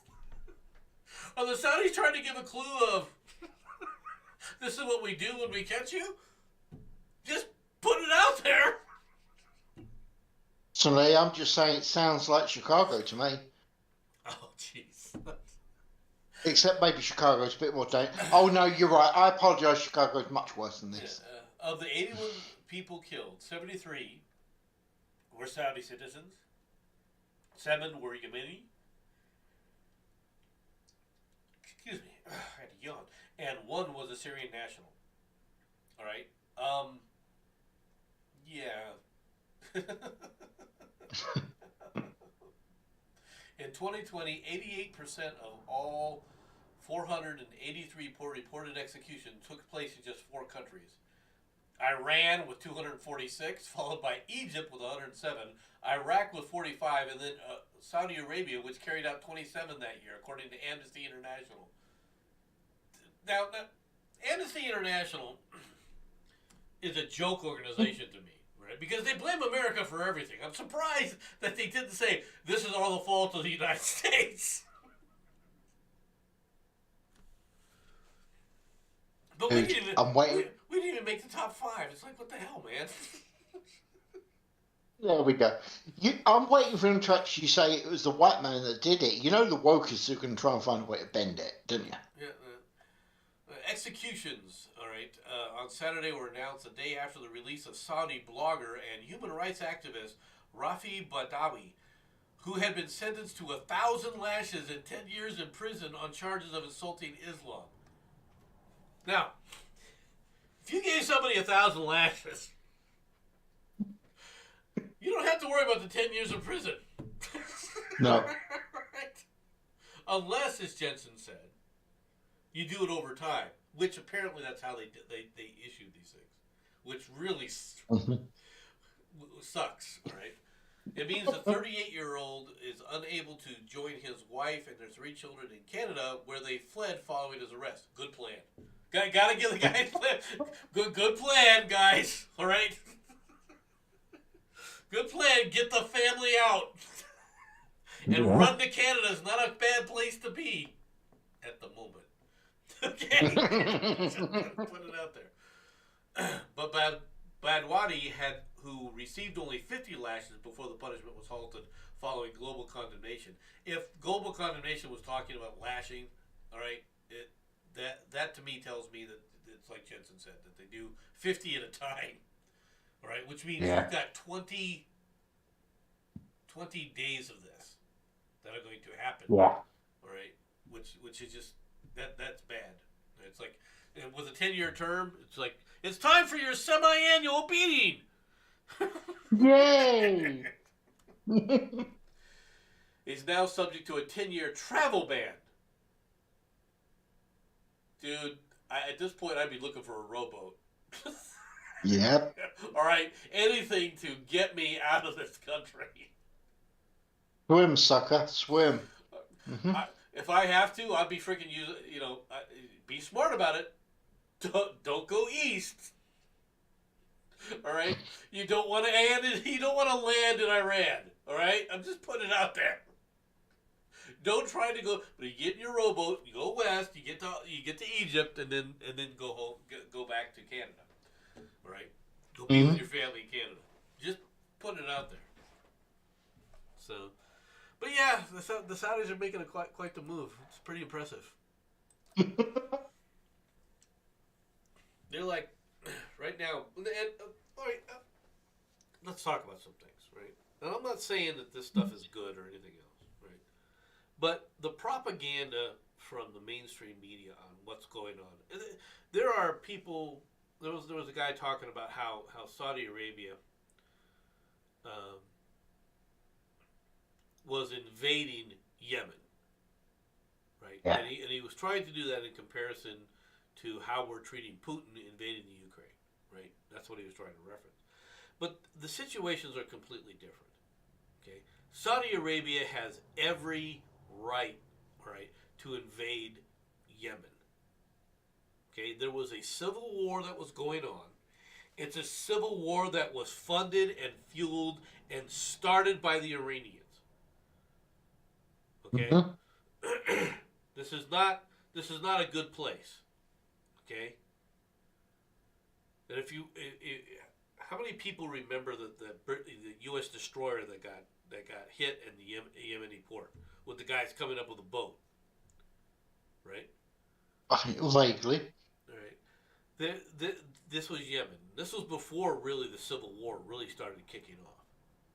Okay, the Houthi rebels, right, because they were working at the behest of the Iranians. The Houthis are Shia Muslims. Okay, Saudi Arabia are Sunnis. Okay. There's always been a tension between these two sects. Oh yeah. And there always will be. Right? But what's more is Saudi Arabia is considered the holy keepers of the holy sites of Mecca and Medina. Okay? Gotta understand this. And in the Arab region of the world, that is very critically important. But it also causes, quite frankly, Iran to be very jealous. Yeah. All right. And so they were encouraging their Houthi friends to attack the Sauds. They were encouraging them, and they were launching several attacks. People forget this. They launched several attacks at the Saudi oil fields. So when they talk about Saudi Arabia invading, okay, and if the U.S. is helping them, which we are militarily, we do supply Saudi Arabia with a lot of military equipment. That's not an unfair statement to say that we're helping them. We are. But you gotta understand who you're fighting here. These are not they're just innocent people, and to me they're not. You know, these aren't good people. This isn't a good society. All right, none of those societies on there are what you would call reasonable, in my opinion. Right? These are not live and let live groups. So to try and equate that to what's going on with the Ukraine and Russia, two completely different scenarios here. Now, those people who've been listening to me know that I have not been. I've been critical of both sides, right? I'm trying to be more even-handed in a certain sense, right? But I support the Ukrainians. I support the Ukrainian people, all right, defending their homes. I also understand why the Russians did it, right? I don't agree with Putin's reasoning behind any of this stuff, but then again, I'm not there on the ground either. Okay? There are other ways he could have went about this. Now, whether or not that would have been successful, and I condemn America, and I condemn the American government, all right, especially the State Department and those fucktards in NATO, all right, who influenced this to this degree. There comes a point of saying, okay, enough is enough. There comes a point of sitting up there going, we're just going to keep sticking it to Putin before you were going to get a reaction. And then to act all shocked because you weren't prepared for his reaction is what infuriates me. Huh? You want to bring in American forces, you want to bring America into conflict here, okay? There's reasons for doing it, right? But you don't walk in with your freaking, and then run to Iran and go, hey, we'd like a deal with you, and watch the Iranians launch missiles at your people. You're a failed leader.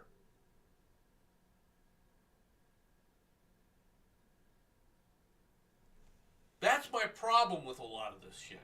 It's not that I support Putin. It's not that I don't recognize what Putin is, a dictatorial thug who will murder people that he considers a threat, and I mean murder. A guy living in Britain who doesn't give a shit about anything going on in Russia, but just because he's had Russian ties before, you're gonna kill him with nerve agent? This is not a nice guy. Okay? And let's be honest. That guy got killed not because of who he was or anything else. To a degree, you can say that's true. But the main reason he did that was to sit up there and put a thumb in the eye of Britain. Let's be perfectly honest. That's what Putin was doing. Yeah. Oh, yeah. Okay? And quite frankly, with all due respect, you guys in Britain, you didn't react well. I agree. Okay? You did not react well. Just putting it out there. Right? That's what Putin did it for. Had nothing. It had to do, and it's unfortunate that he's avoided other areas, right? Because one thing that he does recognize that when it comes to his territorial ambitions and so forth, there are two groups that actually are in his way, and that is Britain, UK, and the United States. You notice who isn't in that equation? Any of the European parasites. He doesn't consider them worthy. Just putting it out there. Mm-hmm. Okay. Police are investigating the unlawful entry into the property of a White House national security aide. Law enforcement officials have been investigating an incident in which someone accessed the property of a top White House official working on U.S. sanctions against Russia, according to a police report and people familiar with the matter. A man was seen on the property owned by President Biden's Deputy National Security Advisor, Dalip Singh, at about 1 p.m. on February 26th, then fled the scene in a blue/teal older model BMW sedan, according to the D.C. Police Department's public incident report.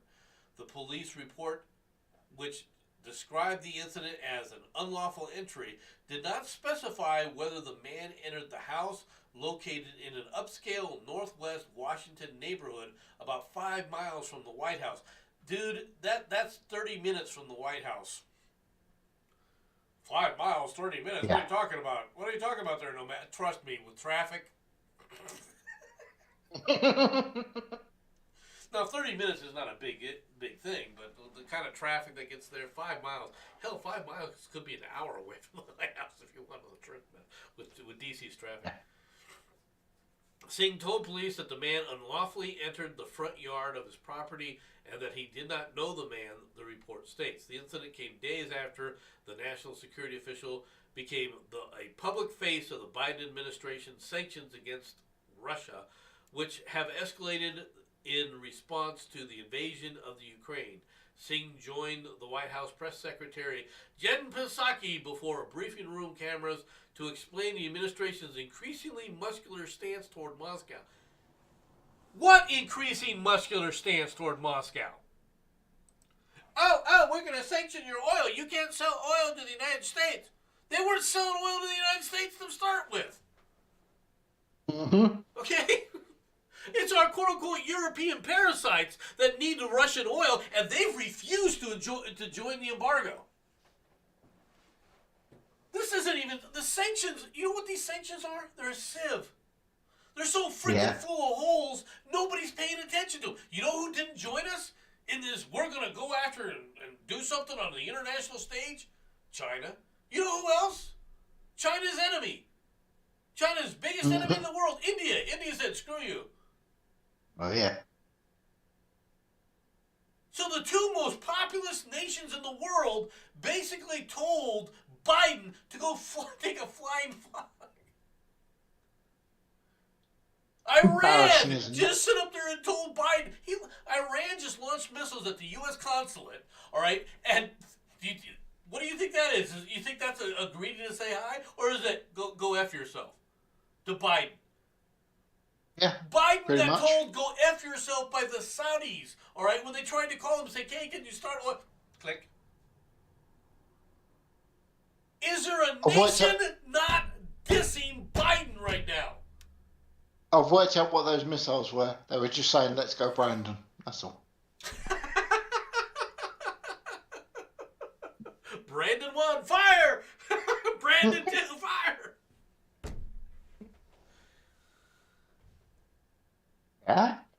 Where's the respect for the rest of the world? We have none anymore. I wonder why.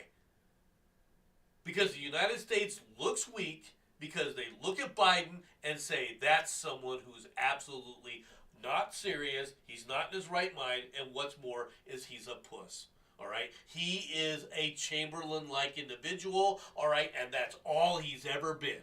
A backstabbing weasel. And that was when he was in his right mind. Running around the world, isn't that money making? Doesn't the United States have the largest oil reserves in the world? We can't drill. You could. All you have to do is say, go ahead and drill. This guy talks about, Jen Psaki came out and said there's 4,000 leases to oil companies, all right? So the oil companies could go out there and drill. Oh, yeah, but see, those leases don't allow drilling, Jen! They allow exploratory things, but they don't allow actual drilling. Of course, Jen Psaki, being the quote-unquote honest person that she is, would right up front and tell us that, right?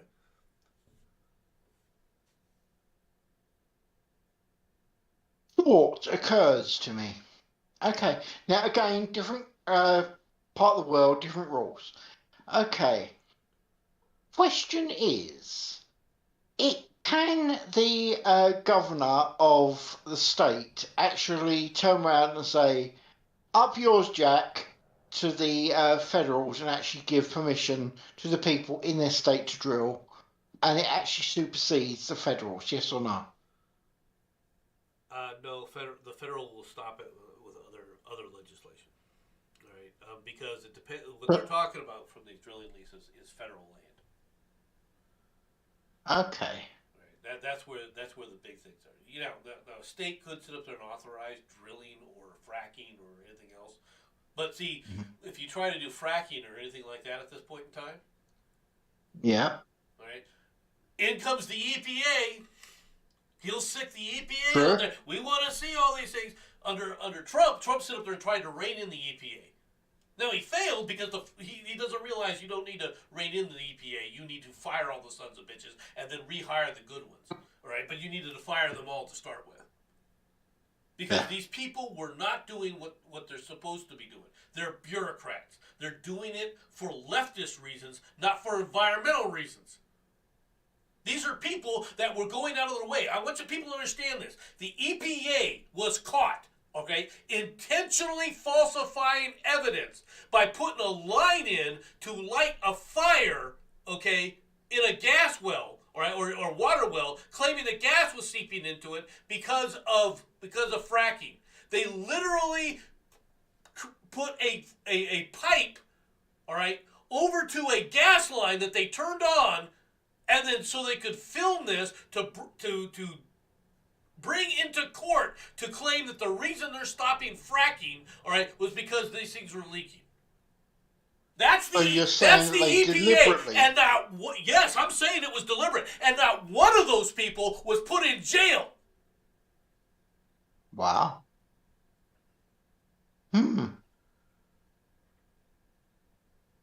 Fire them all.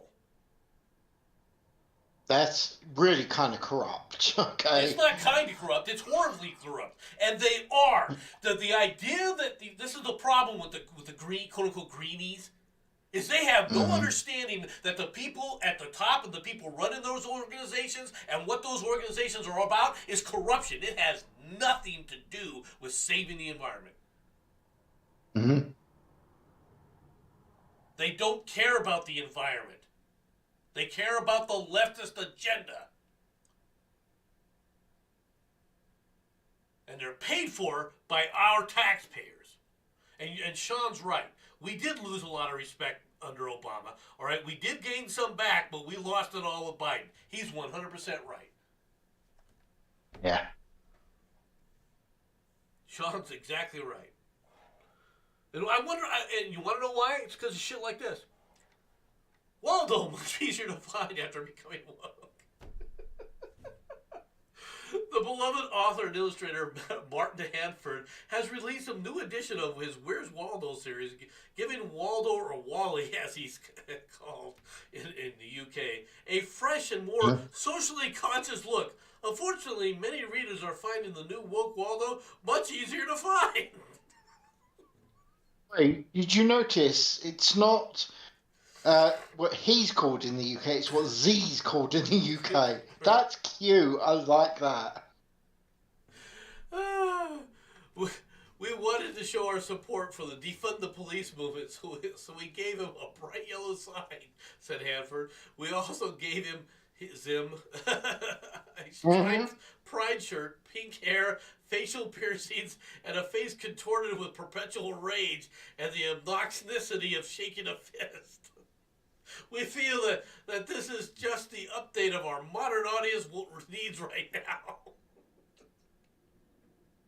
Children flipping through the book often find Waldo in 2 or 3 seconds, as Waldo puts a lot of time and energy in making sure Z's the center of attention everywhere he goes. Whether it's at an Extinction Rebellion rally or a Black Lives Matter riot. Yeah. According to sources, Florida Governor Ron DeSantis is making plans to ban the book in Florida. The Babylon Bee, a parody site, folks. But to be honest, they're not wrong. No. Biden just stood up there and asked for $2 billion to spread wokeism. All right? He wants Congress to approve $2.5 billion worth of weapons to the Ukrainians. Nope. Gotta stop those. But wokeism, on the other hand, be right there to fund that. Right there to fund that. Don't believe me that this is their attitude? It's okay, we'll just do another story here. Oh, Mayor Lightfoot. All right. Mayor Gould, Warren's police, and other city employees will lose pay if they don't get their first COVID shot by Sunday. Mayor Gould will put the Chicago police officers and other city workers who don't get their first dose of COVID vaccine by Sunday on non-disciplinary, no-pay status, her administration said late Friday. The city will also consider disciplining workers, though it will be dealt with on a case-by-case basis as the Gould administration balances its public health policies with staffing problems in the police department. No mention about the crime rate and the murder rate in Chicago right now, setting records. Yep. You know that there are people in Kiev at this moment that are going, it's pretty shitty here, but at least we're not in Chicago.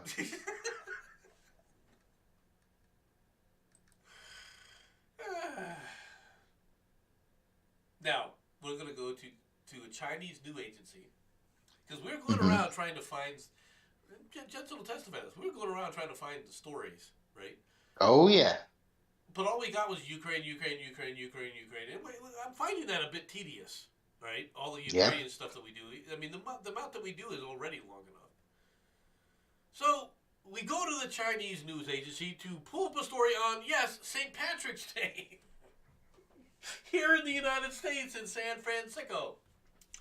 Now, first problem I have with this is the fact that St. Patrick's Day is on the 15th, folks. Why are you celebrating this on the 12th? In case. All right.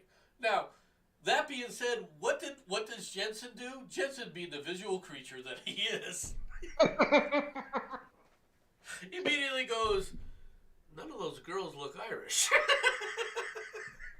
They don't. Okay. If you want to talk about Irish, there's a couple of notable things. One, red hair. Two, skin so white you make paper look good. Them, not exactly Irish looking. Okay. I'm not saying anything about any particular culture or anything like that, but I'm telling you, they do not look Irish to me. I'll be honest with you. What's more concerning me here are beads. These beads here, right? Yeah. Because when you're doing like Mardi Gras, what do the beads mean? Go on. I actually don't know. You hand over beads to those that you slept with. Just leave it at that. Oh, wow. All right, and I want you to understand. This kind of stupid. Wow, I did not know that. I'm so sorry to interrupt, but that has shocked the out of me. And now I see why you're worried about this. Because it is San Francisco. Okay. Yeah. I'm not saying that that's anything wrong with this. I have no problem with appreciating St. Patrick's Day, right? But I really worry about this kind of shit because of grooming and things like that. Now, as we take a look at more pictures in here, and you can see, now, this is typical. You know, this is typical of a parade and things. And it surprised me that they're actually doing a St. Patrick's Day parade in San Francisco to begin with. I do argue that it should have been on the 15th, which is St. Patrick's Day. Okay? Yeah. Not on the 12th, but that's okay, right? Now, you got to admit, these girls look pretty Irish, right? Mm-hmm. I'm okay with that. This yeah. girl looks Norwegian, let's be honest. Yeah. This one is like, why the hell am I here? Mm-hmm. Right, let's be honest. That girl's like, oh, Mom. Mm-hmm. No, you're going to be standing there with your sister. You're going to go, Mom, I didn't want to do this. Yep. All right. So then we'll take a look at the band over here. Now, the band members, some of them look happy to be there. So, some of them are walking around with these... Look at this with the mask. Why do I have this mask on? Right? I'm not even sure if this is a mask. All right? Mm-hmm. All right. Well, this is a nice little wave of everybody going through the streets. I guess these are the Patrick's Day princesses? I didn't know we had beauty contests. Doesn't this look like beauty contests? Yeah, so I don't want to say too much, but one of those girls, you don't use the term beauty when you describe her. Yeah, you talking about her in the middle. You talking about this one? The one that looks like a Russian horse? So I'm glad you. I am so glad you knew exactly which one I meant. I didn't even need to say, did I? Right. There are people that love that look on women. Yeah. I don't know why, but there's some. Because see this face here? This face I find adorable. Right. This one here. Okay. Not so much. Not so much. Yeah. Right? But anyway, look, when as we're talking, dude, when your woman looks like her face has been shaped in a wind tunnel, you know something's wrong. Well, okay. I have a suspicion that she didn't want to be here either, right? So she was like, I don't care what I look like. I'm hoping this was going around. I'm hoping I'm not scaring you children.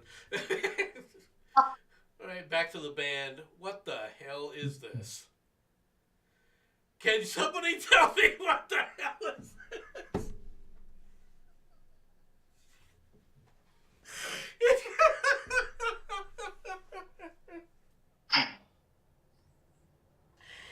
Yeah. Alright. Okay. You put a mask on to play a flute and then put a hole to the side of it. something. I don't know what, but it's definitely something. Now, for those who don't know, I mean, you can take a look at this one here. Notice this here. Notice this end is open. Okay. On flutes, this end is always open. All right. Yeah. What the hell is a mask gonna do? Even if you have some kind of tight seal on this part, what the hell are you doing here?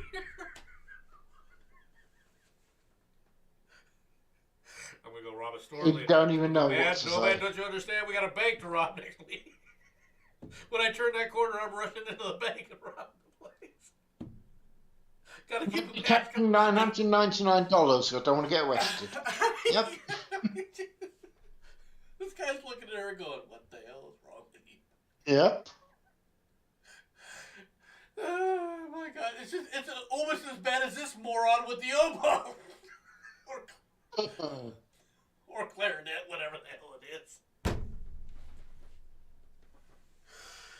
Oh my god, folks. Now this guy looks pretty serious. He looks like he's pissed off, and he's the one with the big freaking stick. That's what he is. I'm gonna beat your ass. That's an Irishman that is pissed off because he still hasn't gotten his whiskey. I've got to do this, and I'm waiting for my goddamn Guinness. Where is it?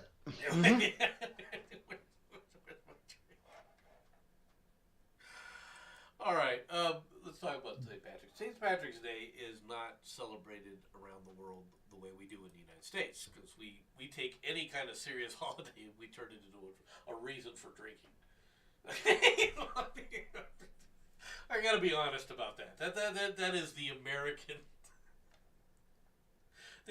standpoint from this stuff, right? It is what it is, right? I can't argue about it. I can't disagree with it. That is how we Americans are. Okay?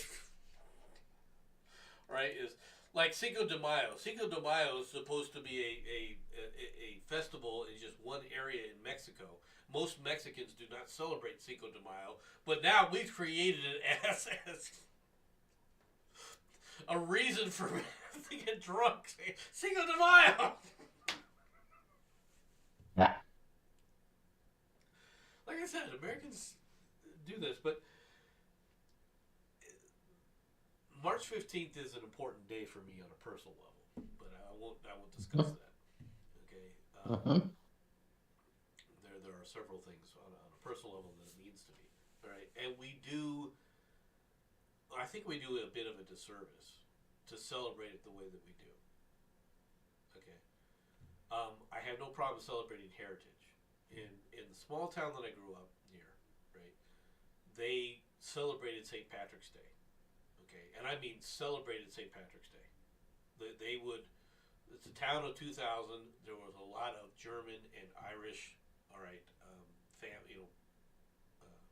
heritage, people with that heritage in the city, right? Or I call it a city. It's not a city. Town, like a town of 2,000. It's not a city, right? But they would literally close the school, right, that day, and it was always on the 15th, and then they would paint a huge shamrock in the middle of the town square, where the town square was, right?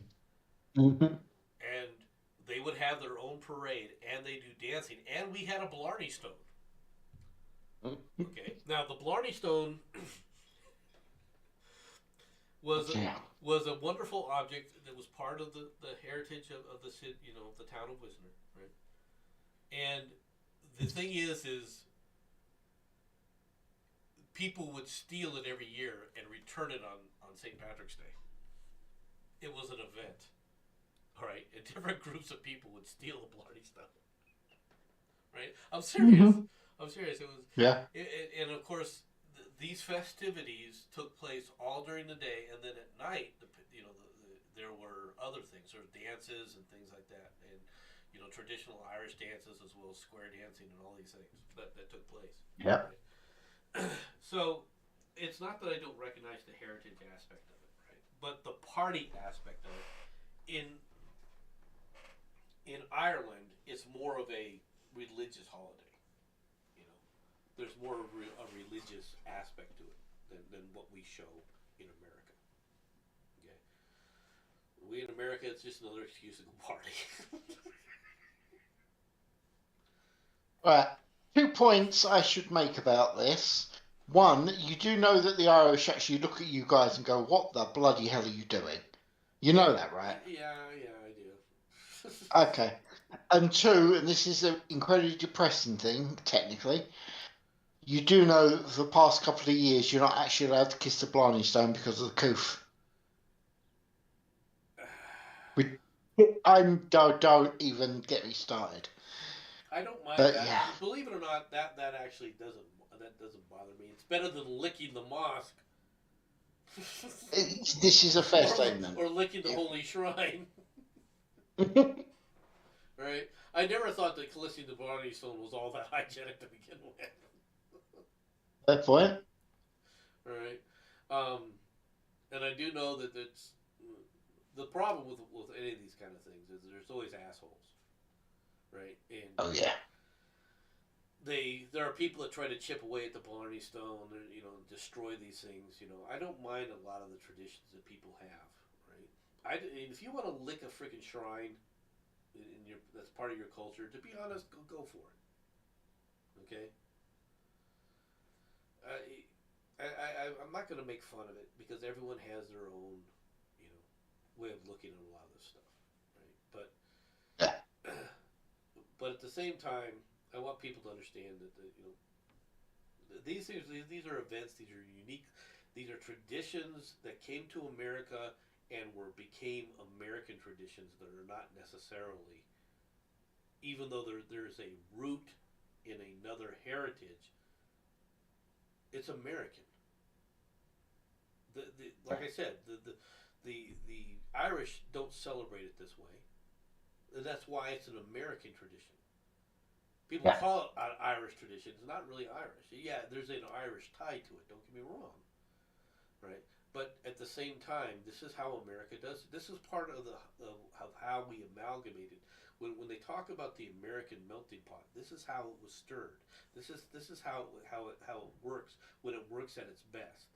And it's not always the nicest, from a world perspective, but it's uniquely American. This is what America is. In a lot of ways, this shows the best of America, right? Except for the flute mask. That's the flute mask is not showing the best of America. That's showing the stupidity of Americans. I'm sorry, but it's true. That's just the stupidity of Americans at the fore. Oh yeah. All right, final story of the day. Deer rescued after getting stuck in a Fort Bend County fence. Okay.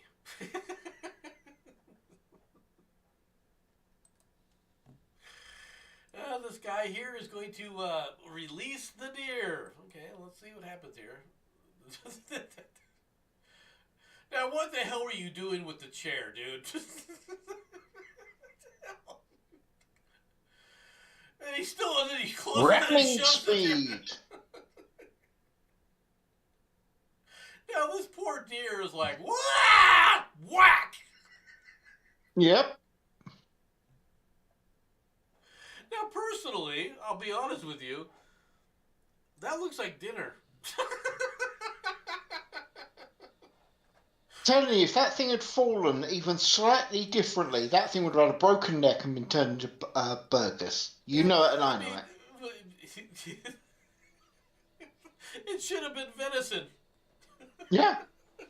All right, it was begging to be venison. It was saying, look, I'm too stupid to even leap over your fence. I'm going to break part of it. At which point, I'm already pissed. All right? Let's be honest. You'd be pissed too. All right? This broke this fence here. This guy's like, oh, man, I'm going to have to repair these slats. The deer's like, stuck. I got to be honest. That look there. That's a look of, I'm just fucked. That's a look of acceptance of whatever happens. Yep. In all, Yep, I'm the dumbass. That's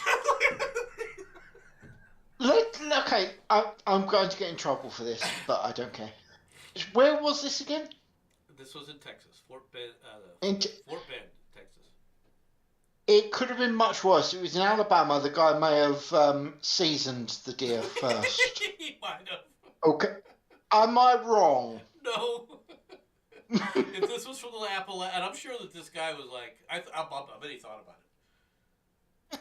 I bet he says like, well, look I got the around. chair, and no one will know. You know, I still don't know what this idiot's doing with the chair. Yeah. It's not like you can't grab these legs. It's not like the deer is going to even know that you're grabbing its legs until you grab the legs and shove the damn thing over. All right? Yep. I mean, this deer is totally screwed when it really looks at it. All right? It's a good thing it wasn't in California. This would have been a porn video. You're laughing, but you're not actually joking. That's the problem. No. No, I'm not. So the guy shoves the deer over, all right, and the deer goes bounding away with the chair now. You can see the legs of the chair. He shoves the deer over. All right. By the way, did you notice something else about that damn deer when he shoves it over? Go on. Look at the size of this freaking tail. Right? Yeah. This thing's almost half monkey. No wonder we thought it could climb. Look at that tail. That tail is long. That's a long-tailed deer. That's not a white-tailed deer. That's a long-tailed deer. Yeah. That's the only thing's almost prehensile. Look at that damn thing. I mean, come on. Oh, I'm sorry. The people didn't even see that. That's unfortunate. Look at here. Here, folks. We're going to show you what I was talking about here. I apologize for that. By the way, you know what they don't show you? That is Mr. Johnson, 2 doors down, with his shotgun and a big smile on his face. Okay? Just saying, man. Now, watch this deer, folks, as it comes across. Look at the tail. This is its tail. This thing's got a prehensile freaking tail. Look at that thing. It's not a white-tailed deer. That tail's longer than most dog tails. Look at that thing. Makes you wonder, doesn't it? That thing probably swung down from one of the trees. Oh my god. What is going on with Texas nowadays? That's all I'm saying. Just putting it out there. All right, I think that's all I've got for right now. I appreciate everybody coming out and listening to my insanity today. All right, thank you, Jensen, for joining us. I hope that everybody enjoyed the stream. And talk to you guys all later. Bye-bye.